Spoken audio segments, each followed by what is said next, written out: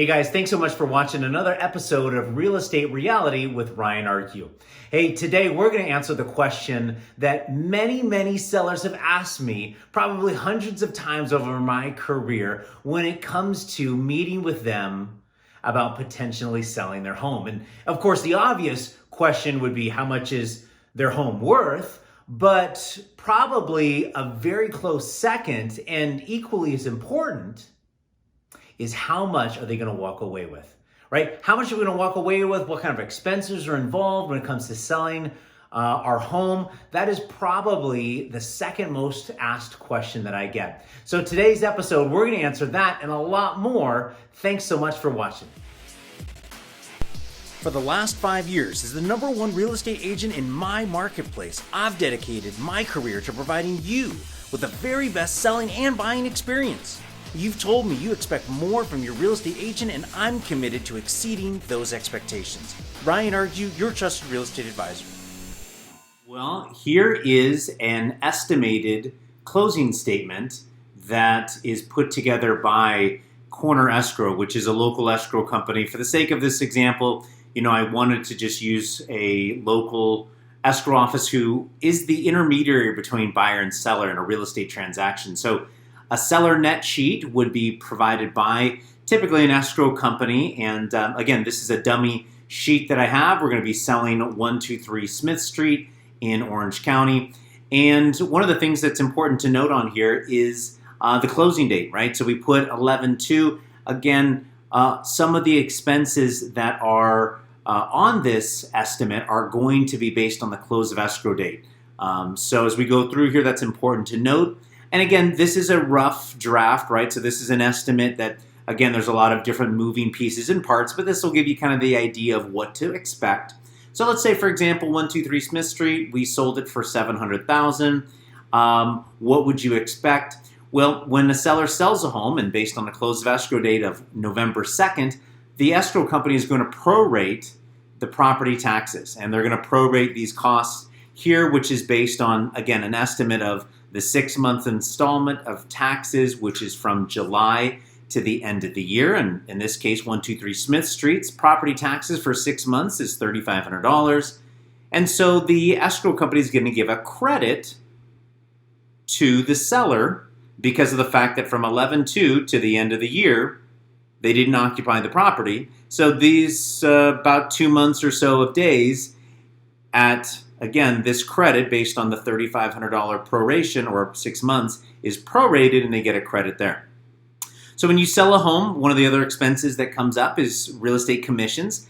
Again, I picked a middle ground here. Some commissions are more, some commissions are less. Again, this isn't specific to any company. I'm just using, again, kind of a benchmark, if you will. Again, you want to obviously talk to your real estate professional or myself about what that would be. This is an expense that's split between the listing broker and the buyer's agent.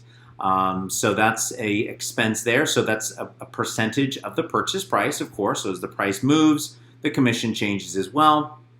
And then you typically have title charges. So you have a title company involved. You have owner's title policy. This is commonly referred to as title insurance. And this is something that is customary that the seller pays for and provides to the buyer to protect the buyer from or to ensure that there's no liens, there's no mechanics liens or defaults or judgments against the property, that the new buyer is taking occupancy of the property free and clear of any other liens. The next couple of items here, there's some miscellaneous costs that can come up between messenger. The escrow company needs to messenger documents or wire transfer the seller the proceeds from the sale. Again, these costs can or may not apply. And then you have a county transfer tax, which is a percentage of the price based on a tax rate that the county deems on the sale of real estate in Orange County. So kind of like a sales tax. So the county's going to obviously charge for that. The escrow company has a charge here, which is, again, a function of the price of the home. This is 1/2 of the total escrow fee, which the buyer pays for the other half, right? So again, escrow company handles the intermediary between the buyer and seller, the payoff of the current mortgage, the recording, pulling the deeds, notarizing the deeds, the escrow instructions, getting the insurance, all that stuff the escrow company takes care of. Here's the property taxes. So again, in this case, because we're closing on the 2nd, the property taxes are due, and so the escrow company is going to go ahead and pay those out for you. Now, anytime that the the close of escrow date is within 60 days of when the property taxes are due, which is by November, delinquent by December 15th, the escrow company is going to go ahead and pay those, right? So some of you may say, hey, listen, Ryan, I've got my taxes are included in my mortgage payment, my impound account or escrow account, and that's true.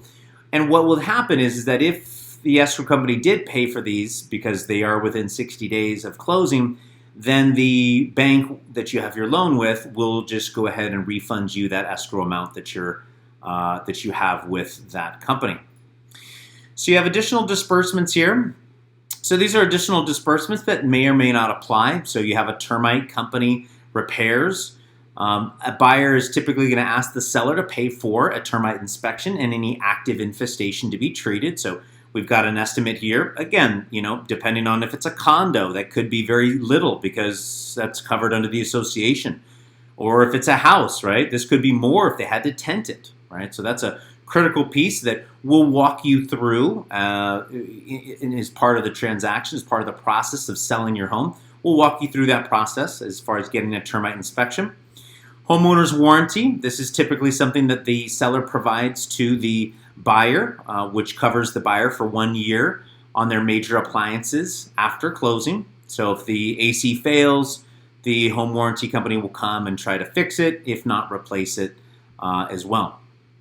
The next item here, natural hazard disclosure report. This is a state law that the seller has to provide this to the buyer. And this identifies the flood zones, fire dangers in the local area. So that's an important report, which again is state law. The seller has to pay for this. And again, we would walk you through ordering that during the escrow process. Transaction coordinator. This is probably one of the most important persons as far as the process of the transaction goes, that they make sure that we have all the required state and local documents and disclosures provided to either party to make sure we're in compliance with those proper disclosures. So very important person. We also have repairs here. So the buyer is going to do a home inspection, and they're going to maybe find some things that maybe health or safety issues.